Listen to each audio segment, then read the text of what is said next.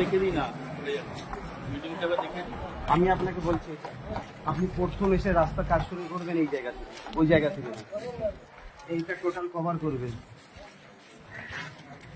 এইটা একটু ভেঙে গেছে, এটা গেঁথে দেবেন, এইটা গেঁথে দেবেন। এটা টোটাল রাস্তা থেকে ওয়াই করে ওয়াই নেই, একদম ওয়াই করে ঢালাই দরকার করবেন। হয় আপনার ওই পোস্টটা এটা আছে না, হ্যাঁ, পোস্ট লাইট থেকে পোস্ট টেনে আছে দেবেন, না, পোস্ট থেকে টেনে দেবেন। ওখান থেকে নেবো আর ওদিকে ওই কোনটা ধরে নেবো। কোনটা নিতে হবে?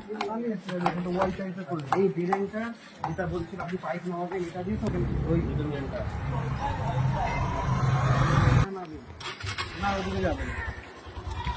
টোটাল এই ড্রেন। আর এই ড্রেনটা এই ড্রেনটা কোথায় পানি যাচ্ছে? কোথায় গিয়ে? দেখেন এইভাবে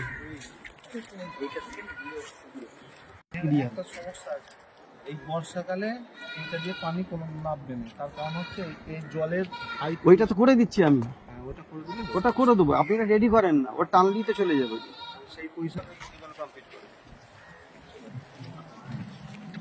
শুধু মিটিং এই উপরে ঢালাই দেওয়ার থেকে আপনার সেট হলে সেট সেট টিনের সেট, মোটা সেট কিছু করে সেট করে দিয়ে নানা জায়গায় টিন পুরোটা জায়গায় আমি কাজ শুরু করে দিচ্ছি অলরেডি।